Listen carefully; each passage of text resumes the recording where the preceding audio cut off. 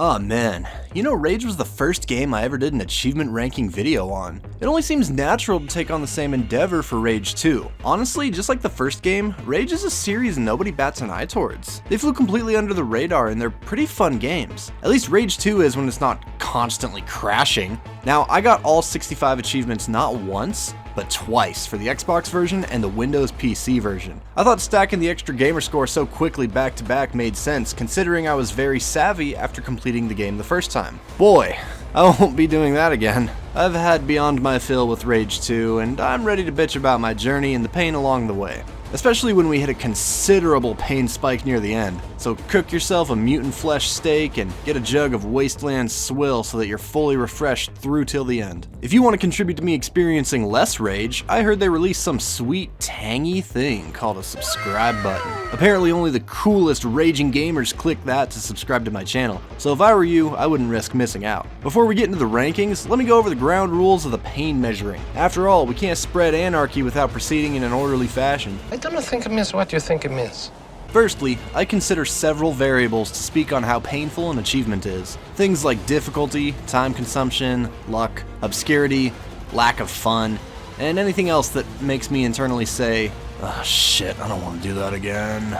Nextly, this is strictly based on my personal experience with the game and my own opinions. So if you feel differently, please let me know in the comments down below. For example, some people online have claimed to experience a lot of bugs that prevented achievements from popping. For the most part, I got through this game twice without experiencing bugs. However, the very last achievement I needed on my PC playthrough did not unlock when it should have, which had me sweating balls. It wasn't until like 2 days later when I booted up the game that it randomly registered and officially unlocked. Regardless, glitches and bugs are too unpredictable to consider on a pain scale, so I'm gonna treat every achievement in this ranking as if it pops when expected. Just keep in mind when playing this game that may not be a true reality for you. With all that said and done, let's start off the show with the non-painful entries of the game. At number 65 is the Ranger. Complete mission, the Ranger. I mean, this is the tutorial level at the start of the game. You can't do anything else unless you beat this mission, so it has to be the master of simple. At number 64 is Unloaded. Shoot 70 bullets within 16 seconds using the assault rifle. You might be thinking that you need to upgrade the assault rifle's magazine size or rate of fire to hit that 70 bullet mark in the given time limit. But nope, right out the gate, as soon as you have the assault rifle from the tutorial, you can just shoot. Hold down the trigger, do a reload, keep holding down the trigger, and badoop, unloaded. Like, don't overthink it, it couldn't be easier. At number 63 is the Enemy of My Enemy. Kill an enemy that is trying to kill an enemy. There are multiple enemy factions in this game. The Goons, the River Hogs, the Shrouded, the Authority, and the Mutants. While they are all eager to assign you a tombstone, they aren't overly fond of each other either. As you cruise the wasteland, you will encounter many instances where two factions are actively blasting at each other. Take your opportunity to sneak in amidst the chaos and take the life of someone too distracted with another foe. At number 62 is Hangtime. Jump over 100 meters with a ground vehicle. All across the wasteland are large ramps that you can boost up and take off from like a rocket. But like, one of the bad rockets that like plummet back to Earth. You could also drive off a cliff. I'm not saying the odds of survival are what the big scientists would call likely, but I'm saying there are plenty of places to easily get this achievement, if you stop being a little bitch about living a full life or whatever. At number 61 is Blackout. Complete mission, Blackout. After clearing the Ranger tutorial, you are set off to find and assist 3 major allies, John Marshall, Lusum Hagar, and Dr. Kvasir. Blackout is the mission you start after finding Marshall, and while you could find these 3 in their respective missions in any order you choose, Marshall's is the closest to your starting point in the game. He also has the least involved mission to complete in my opinion. And number 60 is Over 9,000. Drive over 9,000 meters. I mean, just drive. You don't even have to turn your brain on for this, it'll just come over time. Not even that much time, 9,000 meters is not a lot in this game. You'll most likely do Marshall's first mission before getting this, since he doesn't require you to drive anywhere, but the other 2 allies have missions with considerable more distance to cover, so this will unlock very early on. And number 59 is Ground Control. Complete mission, Ground Control. This is the early game mission once you find Dr. Kvasir. He is the furthest ally from the game start, and his mission is a little harder than Marshall's, but still just a routine step in main game progression. And number 58 is Wasteland Celebrity. Complete mission, Wasteland Celebrity.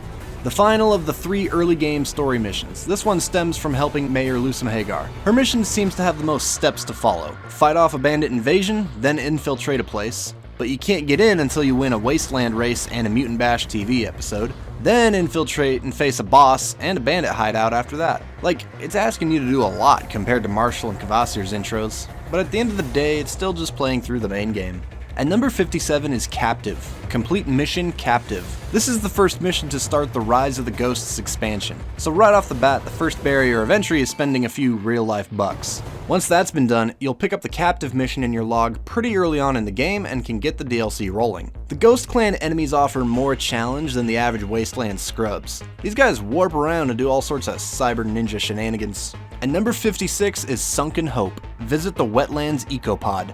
If you visit the settlement called Laguni in the Wetlands region of the map, which you have to visit there for the main story anyways, you may notice an absolutely massive structure collapsed across the street. That is an Ecopod. Simply visit it and bam, achievement done.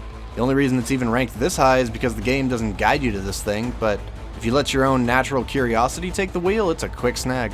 And number 55 is the Bowels of a Rust Giant. Venture inside the Dune Sea Ecopod. We're going to be in the stretch of Ecopod achievements for a minute where all you gotta do is visit these specific structures on the map. The Dune Sea Pod is not as obvious as the Wetlands one mentioned previously, but it's still an easy Google search away. And number 54 is Forlorn Watcher. Travel to the summit of the Broken Tract Ecopod. Another simple map location visit goal. This Ecopod is a little treacherous as you drive up a steep mountain road, so keep your wits about you. And number 53 is Reaching Out to the Past. Traverse the bridge to the Ecopod in the wilds. This was the last Ecopod in the main game I ended up discovering, so at least for me personally, it was the most well hidden. This location was tucked away in the jungles of the Wild region and also had a treacherous walk across a skinny bridge over certain death to access. And number 52 is EcoLocation. Visit the Overgrown City Ecopod. The Rise of the Ghosts DLC Ecopod is not highlighted during this add-on campaign, but it's simple enough to reach. As long as you've got some form of vertical propulsion or can navigate the nearby buildings to get the necessary height required to get to it. And number 51 is Efficiency. Use the assault rifle to kill 5 enemies in a row without reloading. This is the first entry on this list that may require something resembling skill or effort, but it's still a breeze. Non-armored enemies die in one headshot, so if you pick your shots and do so in small bursts of fire, you'll be on the right track. Even if you don't happen to score this super early, it gets easier as you progress and upgrade your assault rifle. And number 50 is Wasteland Vagabond. Visit every Trade Coalition settlement. This just means visit every peaceful NPC town. There's only 5, and Gunbarrel, Wellspring, and Laguni will be necessary stops for the main story anyways. That just leaves Oasis, which can be found near the middle of the Dune Sea region, and Dreadwood, which can be found far north in the Wilds region. Take a drive to discover those last 2 and it's done. And number 49 is Overly Driven. Reach an overdrive multiplier of 10. Overdrive is a mechanic in this game that is essentially a temporary super mode. It mega boosts your health and allows you to shoot a hurricane of bullets and leave a flood zone of bloody flesh in your wake. As you play the game, the overdrive multiplier will tick up like a combo counter as you kill enemies in quick succession, which also recharges your overdrive mode quicker. Starting out in the game, this multiplier only goes up to 5, so you gotta do a couple side objectives around the map to earn some project points, and spend those project points in the Lily skill tree to boost it up to 10. Then just throw yourself into a herd of goons like you got a death wish and go kill crazy to get that 10 kill combo. It's pretty easy. You'll do this more times than you can count throughout the game, especially as you progress and get stronger. And number 48 is Hot Potato, Reflect an Enemy's Grenade. Before you can attempt this, you have to do a couple side missions and level up your loyalty with Marshall, Lusum, Kvasir, or Ford from the Ghosts add-on. Doesn't matter who. Leveling up with any of their loyalty will reward project points, and with those project points you'll want to unlock the Grenade Tennis perk in Marshall's skill tree. Once complete, head to a local camp of enemy idiots near you, and let them lob a grenade at you and melee that shit out of the sky. And number 47 is Peekaboo. Kill a cloaked, shrouded enemy. There will be plenty of campaign missions and side objectives that will face you against the shrouded enemy clan. Certain members of the shrouded will race at you gun-ho with cloaking technology and energy swords. If you can time your kill shot just right, you can pop them when they least expect it. It's as easy as playing actual peekaboo with your child. And number 46 is Goon Fire. Blow up a goon with the goon tank Booma. That didn't even feel like a real sentence just now, but I still said it. A goon tank is, well, it's just a tank owned by the goons, and the Booma is just, well, it's just the boom that literally any tank ever can do. There are multiple places where you can find a goon tank. The place where I found mine was at the Yeoman Growery Bandit Den, just north of the town of Gunbarrel. Hop in a tank and blow a silly fool to kingdom come. And number 45 is Anoa Lot.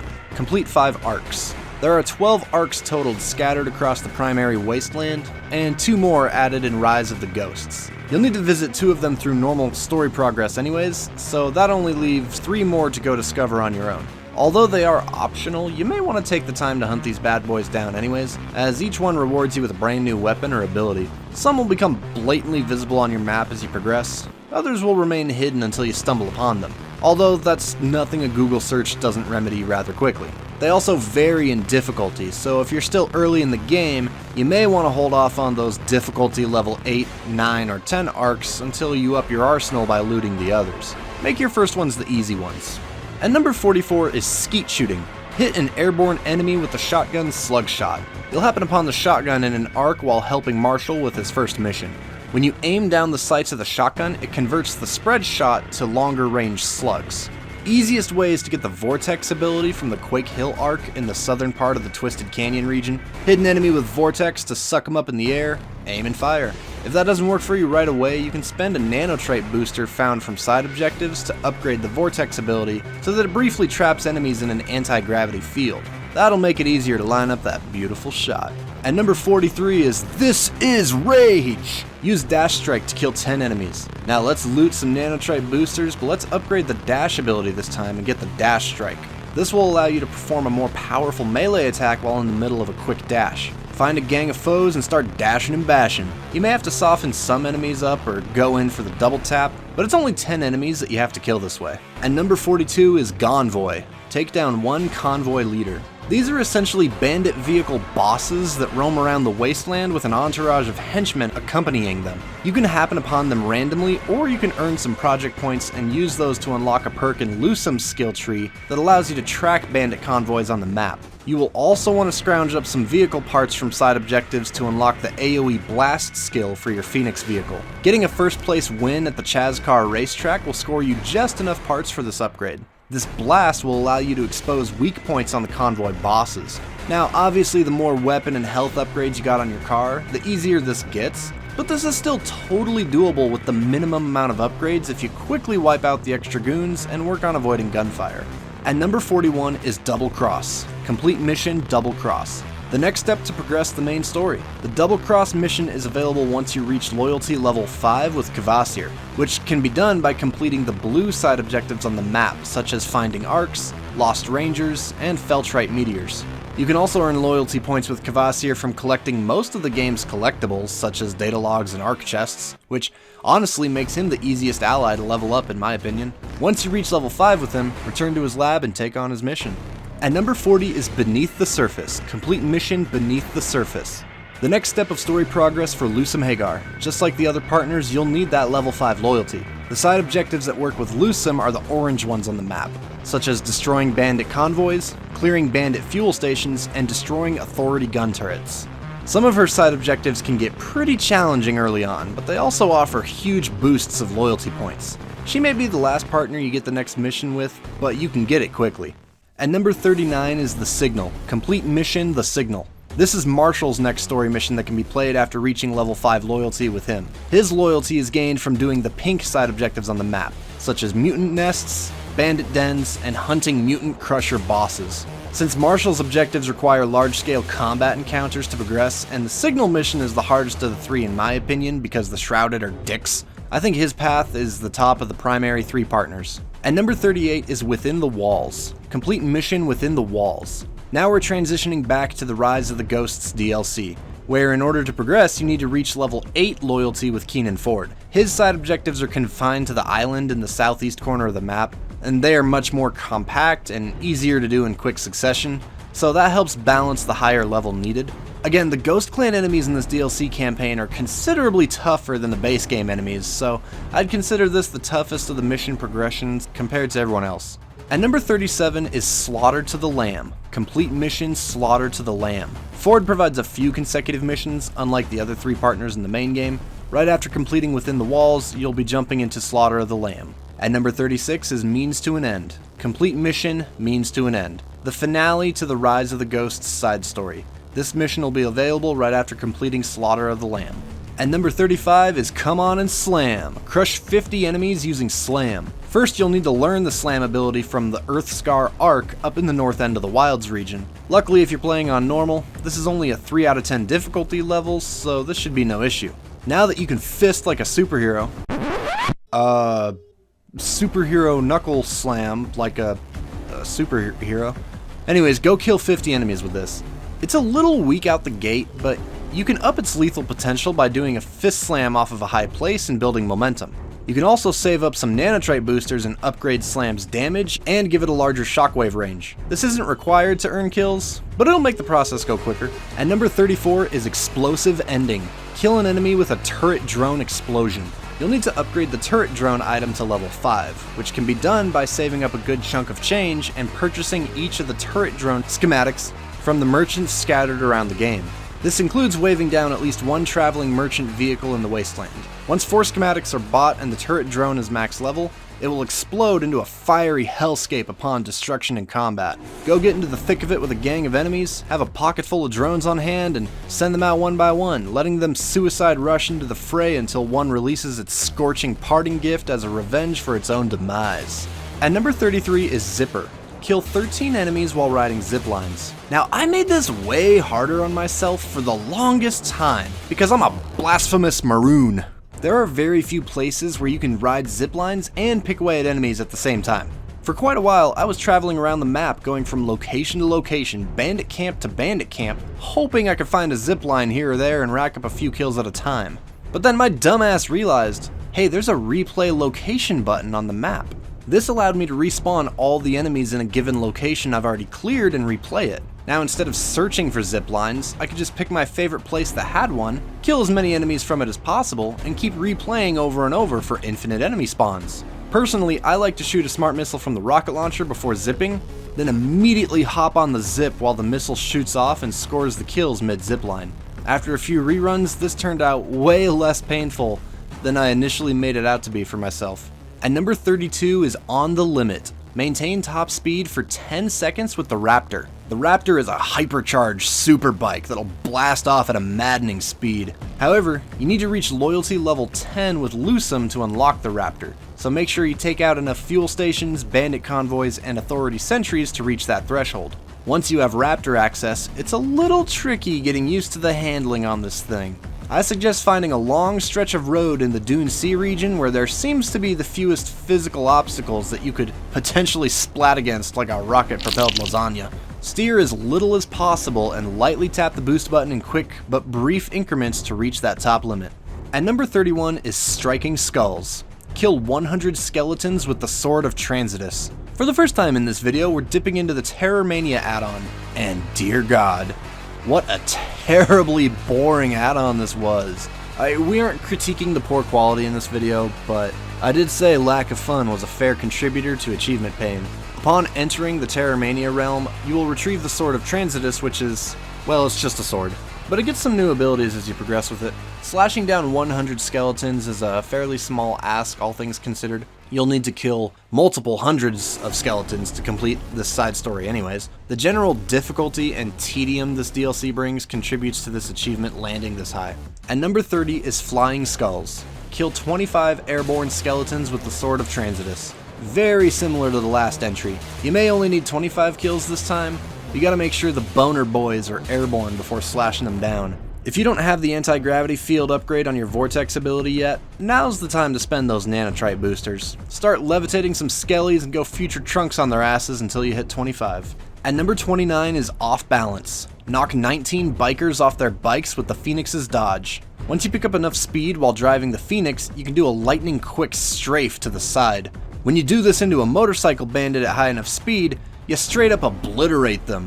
It's a little tricky to line these dodge kills up, especially since motorcyclists tend to zip up, down, all the fuck around. There are a good amount of motorcycle bandits riding around with the convoy leader named King Squasha found in the Wilds region. This is my suggested spot for farming these kills. And number 28 is Dozing. Scoop up an enemy with the dumper truck. This reminds me a lot of the Goon tank Booma, but this one irritated me a fair bit more. Similar to looking for the tank, you'll want to find a location on the map with a dumper truck parked nearby. I got my dumper truck at the Mutant Bash TV slippery nipple spot at the far west side of the map. That is the first time anyone in human history has ever said that sentence. Then go road tripping until you see some random foes on the side of the road. If you push, whatever button it is, I don't remember, on your controller, you can raise and lower the dump bucket on your truck. Get close enough to an enemy with your bucket lowered and scoop a fool up. Couple things to note, you gotta be absurdly close to an enemy to nab them with the bucket. It is a constant struggle to avoid splatting an enemy outright into human paper, but still get close enough to scoop them. Also, despite being a bulky metal box, the dumper truck has the constitution of tissue paper. It won't take long for gunfire to blow up your ride and send you into the afterlife. This took me a few tries, and an inkling of pain to finally score. But overall, it was only a few minutes of dedicated effort. At number 27 is Psuedo Post-Mortem. Kill 3 enemies within 10 seconds after restoring all your health with the defibrillation. This one's got a few steps to unpack here. Step 1, unlock the defibrillation skill. This can be done by completing the canyon cover arc in the Broken Tact region of the map. Step 2, upgrade the defibrillation skill. When you first get it, you only get 2 revival shocks, and each shock only heals 5% HP each. You'll need to spend nanotrite boosters to unlock a 3rd and 4th defib charge, and you'll need to spend a currency called feltrite to max level the defib skill so that it recovers 25% health per charge. Step 3, perform a reverse execution. Run into a swarm of enemies and let them melt your health bar away. Then you need to perfectly time all 4 button presses to land all 4 defib charges and get the 100% health revival. Once you're back on your feet, it's time to massacre. Get 3 kills in 10 seconds. I suggest having your overdrive meter filled up beforehand so you can activate it upon your revival and wreak bloody havoc. You can also add further upgrades to the defibrillation skill to release an electric shock after it's used. At number 26 is Ringbender. Complete the Bendering arc location. This arc can be found on the Rise of the Ghosts Island. While it's only a single location, and by this point in the list we've covered multiple arcs and locations to clear, these DLC arcs do come with some challenge. This Bendering arc in particular is a 7 out of 10 difficulty ranking, and it's against the ghost enemies. You'll want enough main game progress and upgrades to scale up to this task. At number 25 is Recondite. Complete the Recondite arc location. The second arc location on the Rise of the Ghosts Island. Now, I don't really distinctly remember anything outstanding with either of these arcs. They could flip-flop places in my headcanon, but since this Recondite arc is ranked in the game as an 8 out of 10 difficulty, which is 1 tick above the last one, I'll place it here. At number 24 is The Bigger They Are, ... Kill 7 Abaddon Mutant Crushers. These are the hulking beasts of the Wasteland scattered throughout the world. Not to be confused with Cyber Crushers or Abaddon Warlords, which are both completely different enemies. You'll kill one of these Abaddon Crushers through Lusum's Wasteland Celebrity story mission, and there are 5 other locations in the world where you can find more. One of these locations have a pair named Dig and Dug, and hey, look at that math, that equals 7. These guys are boss fights, so come prepared with ammo and big fights in mind. At number 23 is Friend of Ford. Complete the Reclaim and Rebuild project. Just like the 3 allies in the main game, Keenan Ford offers a skill tree in the Rise of the Ghosts add-on that you can spend project points on. You'll need to complete Ford's skill tree by spending 12 total project points. Now, you don't specifically need to do Ford's side objectives to complete his skill tree. Project points are universal, so you can earn them doing anyone's side tasks and spending them in whatever skill tree you'd like. Ford's skill tree is the least exciting of the bunch. I'd much rather use project points on any of the other characters' perks. So doing some extra side task farming to get project points for skills I don't even really want kinda rubbed me the wrong way. Objectively, it's not that bad, just a little bit more of a time sink.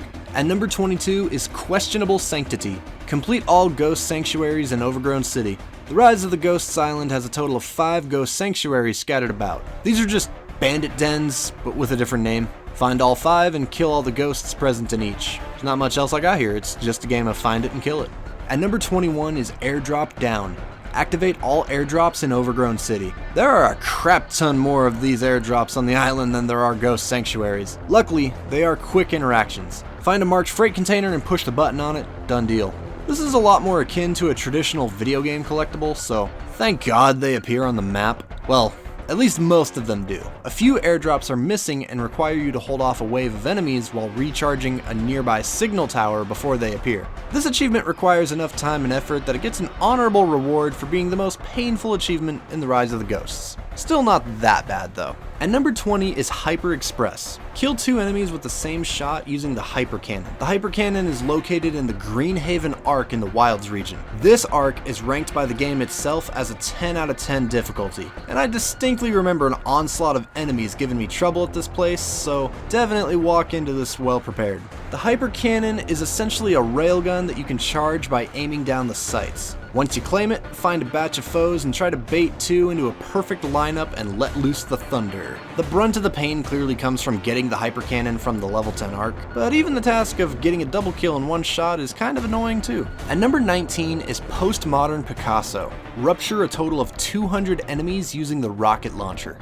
The rocket launcher can be found in the level 4 out of 10 Strongbox arc due north of the racetrack. Now, unless you got a rock solid stiffy for rocket launchers, I can't imagine you'd naturally get more than a handful of kills through natural game progression. This means doing a little tedious farming. You can keep replaying a bandit den or a mutant nest, or do what I did and pick the explosive game mode in Mutant Bash TV, which gives you infinite rocket launcher ammo for the duration of that. Either way, turn off your brain and engage the kill switch. It's time to farm rocket kills. At number 18 is Can't Stop Pop. Pop 17 balloons. As you drive around the wasteland, there will be Mutant Bash TV balloons with loot crates randomly floating around in the air.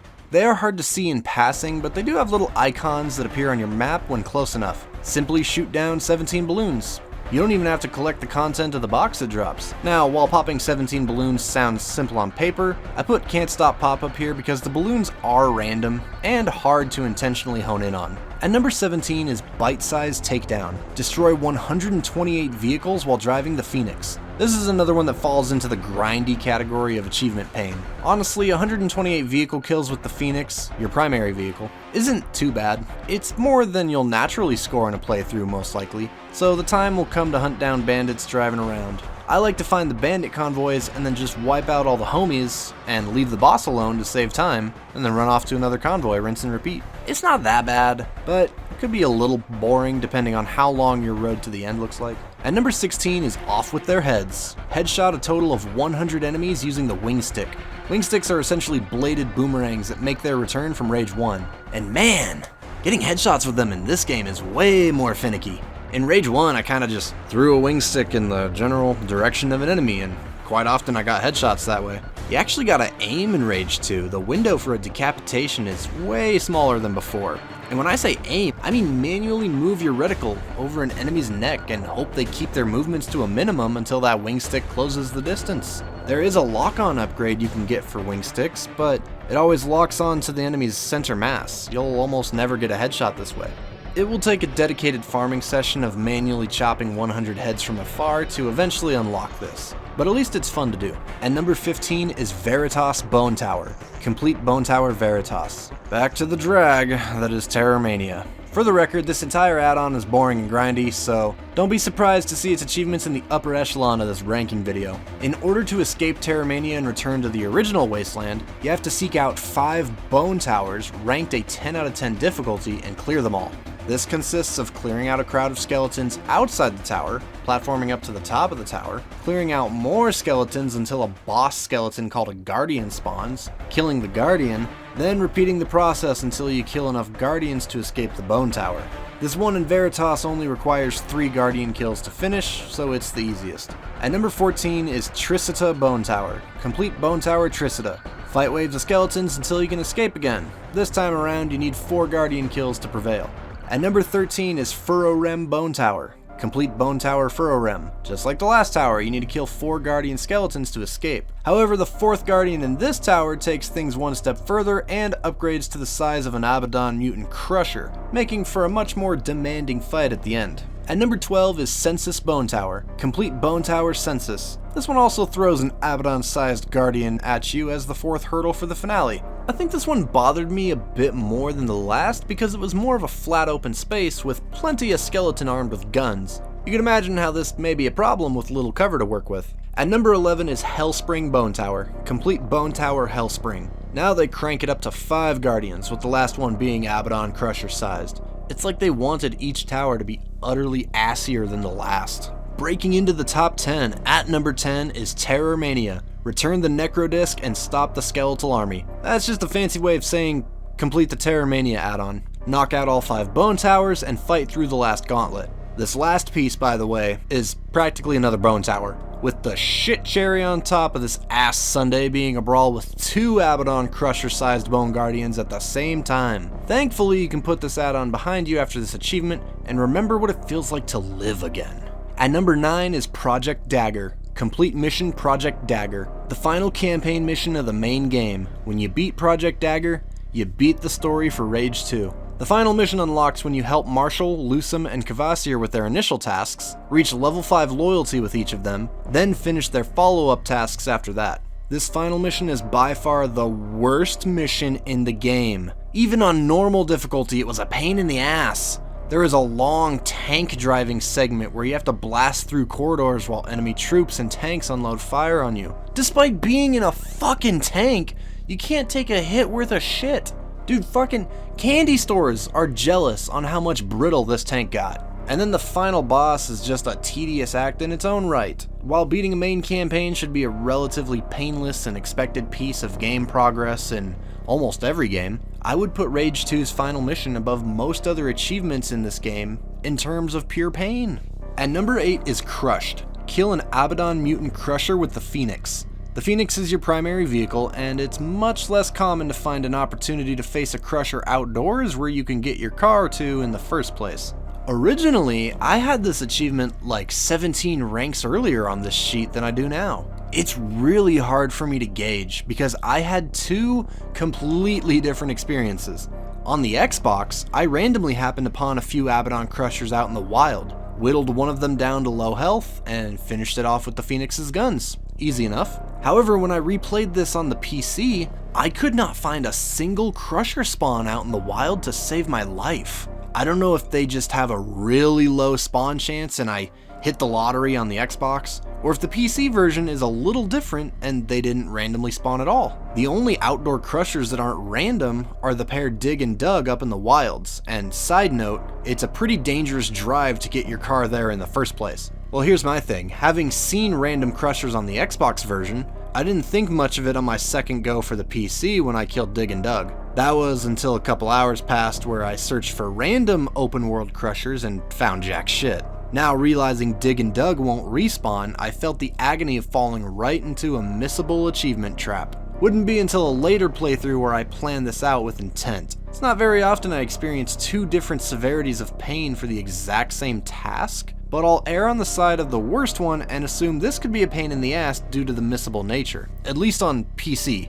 presumably. At number 7 is Goon De-leet. Kill 1,337 goons. This is the largest number involved with a grind in this game. There is no chance you get this in one playthrough, even if you clear every side objective in the world. Again, this isn't 1,337 enemies total, it is specifically goons. So Shrouded, Mutants, River Hogs, and Authorities don't count as progress. You may get a good chunk knocked out through normal gameplay, but inevitably you will need to farm. Pick your favorite bandit den with goons and keep hitting that replay location button. My location of choice was Gazcatraz, along the border of the Broken Tract and Torn Plains regions, even though that's not the place I'm showing footage for on screen right now. I found this as a farm spot considerably after recording this gameplay. It's only a 2 out of 10 difficulty ranking and has a shit ton of normal enemies, but no bosses or mini-bosses, and it's very easy to clear quickly as you don't have to spend time navigating a complicated layout. At number 6 is Acid House. Complete the Torn Plains race under 3 minutes and 3 seconds. This is just the primary racetrack shown on the map, also called Chazcar Derby. According to Zasta 360 Game TV, who provided a game for this achievement on TrueAchievements.com, the description is misleading and you actually have to win this race in first place, under 3 minutes and 3 seconds. Now, this was a moot point for me personally because I won the race in 3 minutes exactly with only 3 seconds to spare, and the second place driver was a whole 23 seconds behind me anyways. This achievement derives all of its pain because of how ass the driving controls are in Rage 2. Seriously, how did they severely downgrade how fun these races are from the first game to this one. The raceway has plenty of moments where the track takes sharp turns or has multiple paths to choose from. You either feel like you don't turn enough and you beeline into the outside barrier on a turn, or you try to use the handbrake and spin uncontrollably like you just hit a banana peel on ice. There's no in between. You gotta get accustomed to one of the extremes. At number 5 is Mata Hari Manors. Destroy 30 spy drones. This is the point where my rankings suddenly skew upwards and take a huge exponential spike on the pain parabola. Hunting down spy drones freaking sucks, man. This was the most boring part of my Rage 2 experience by far. Spy drones are little robots that roost up in high places on the exterior of buildings throughout all sorts of Wasteland locations. I don't know how many total drones there are in the game, but what I do know is that they are in random locations. You can't just look up an online guide for the exact spots. You gotta hop around the map and hope for the best. On top of that, when you get close enough to a drone or start shooting at it, it'll take off and blitz away if you don't destroy it quick enough. Then you gotta start to search for that drone all over again. At number 4 is Heavy Boots. Complete the game in Iron Man mode. This is an entire campaign playthrough, except you don't get to save progress, and if you die once, your save is erased and it's back to scratch. You can imagine how daunting that could be. You cannot do a New Game Plus in Iron Man mode, which means you don't get to carry over your weapons and upgrades from a previous run. You do get to pick your difficulty level though, so for minimal headache, I highly suggest going in on easy and only doing enough side activities to unlock the next story missions. Even on easy, be careful not to do anything stupid, like drive off a cliff or die to a large fall from careless jumping. And take that final mission as slow and as careful as possible. I almost lost my dick when I was most of the way through the game on my PC run and the game crashed, but thankfully, it did keep an autosave that didn't kill my Iron Man. I would not bank on that being the case every time though, be extra careful.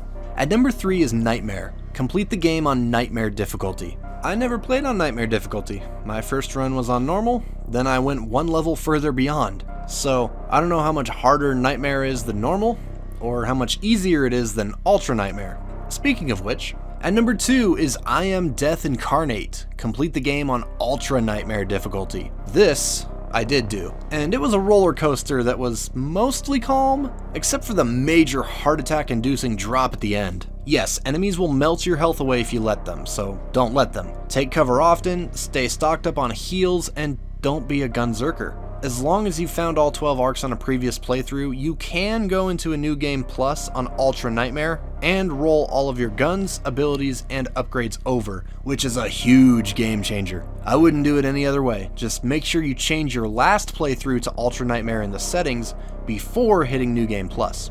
Honestly, the game is not that challenging for most of the ride. It's that damn final mission, Project Dagger, that'll put a dagger up your ass. Between the papier-mâché tank that'll go nuclear if someone sneezes on it, and the titanic bulk of the health bar on the final boss, this last mission is a nightmare. Maybe not an ultra nightmare, I've experienced some pure hell in games before, but this will definitely take the second cake on this list. Now finally, the gold medal, the top spot, the most painful achievement in Rage 2, at number 1 is Post-Post-Apocalyptic Poster Child. Collect all other achievements. Normally, I would disqualify an achievement of this nature from the rankings and just give it an honorable mention at the video's start. On one hand, obviously the achievement requiring all other achievements would default to the top of the list. On the other hand, there's a technicality that could have put this lower in the list. This achievement only requires you to unlock the other 43 achievements that are present in the base release of the game. This does not include any of the 3 achievements added in Title Update 2, any of the 10 achievements in Rise of the Ghosts, or any of the 8 achievements added in Terrormania. Although plenty of the DLC achievements ranked somewhat high, they weren't really close to overthrowing the combined might of this number 1 spot, except for the I Am Death Incarnate achievement previously discussed in Rank 2. That bitch came close. I thought to myself, what would I hate doing more if I had to redo this completion? An Ultra Nightmare run, or a 44 base achievement run, and I really had to think hard. This was the achievement hunter equivalent of the hypothetical question, what would you rather fight to death? 1 horse-sized duck, or 100 duck-sized horses? After really stewing on it for a while, I realized that some of those duck-sized horses in that group of 100 were snorting roids and buffing up closer to the size of large dogs. After all, ranks 9 through 5 on this list are from the base game and required here. Beating that horrid final mission, killing a crusher with your car weapons, farming 1,337 goon kills, handling a stiff-ass control race under 3 minutes and 3 seconds, and hunting down those godforsaken drones. Beating that horrid final mission on the highest difficulty was a contender, but doing the 44 task gauntlet wins the day in my brain. The fact that I had to think on it, though, made it worth discussing further instead of just disqualifying it outright. If the DLC had any achievements go a little further beyond, this Get All Achievements achievement may not have been the top achievement. I dare you to take a shot for every time I just said the word achievement, and tell the nurses pumping your stomach afterwards to subscribe to my channel. Now that we've made it through the rankings, let's go ahead and cut over to Live Me and put Rage 2 on the Universal Game Completion Pain tier list. Hello, it's Live Me on the Universal Rage 2. Universal shit. I don't have a script anymore. I can't talk. Did those damn nurses subscribe to my channel? We're putting Rage 2 on the Universal Completion Pain tier list. That's what it is. Rage 2 wasn't too bad of a completion. Like most of the 65 achievements, a vast majority of the 65 achievements are totally fine. It's only really the last 10, the top 10, that irritate the shit out of me. And even then, they're not horrible. Hunting the drones sucked. Ultra Nightmare sucked. Iron Man was stressful, but could have been worse. I think it's, let's just put it next to Rage for a moment. There's only one per tier, so it's not gonna stay here. It just makes sense to compare it to the first game. Yeah, Rage 2 was more painful than Rage 1, for sure. Borderlands. Now that's an interesting comparison. Let's go even one step up. Rage 2 and... what was worse, Rage 2 or Uncharted Drake's Fortune? Uncharted Drake's Fortune brutal difficulty was way worse than Rage 2's Ultra Nightmare. But finding all the drones in Rage 2 was very boring. Not as bad as Uncharted's Relic Collection. No, I think Rage 2 stays below Uncharted. So really the question is, what is a more painful completion, Rage 2 or Borderlands? Man, those claptrap parts in Borderlands 2 are so boring. And Cromer-X is pretty hard, but there's a lot of ways to cheese Cromer-X. But it also takes longer. Borderlands is a much longer game. If all of my progress was wiped in both games right now, I had to go and complete one of them right now, which one would I be least upset with? Alright, well, I edited this out, so it was only a couple seconds for you guys, but I was sitting on that for a good few minutes. And I think Borderlands is more painful than Rage 2. So we're going to add a row above. We are going to put Rage 2 above Rage 1. It's more painful of a completion than Rage 1, not as bad as Borderlands. Borderlands has more achievements. Borderlands is a longer game. It had the Underdome. It had the claptrap parts. The Underdome and claptrap parts are two things I look back on and I think, oh dear God, that was boring. That's where Rage 2 belongs on this list. Thank you guys so much for watching. If you liked the video, hit the like, subscribe if you want to see more achievement ranking videos and other miscellaneous stuff I like to experiment with. And if you got any game suggestions or thoughts or feelings or whatever, please leave a comment down below. I love responding to you guys. See you guys in the next achievement ranking video.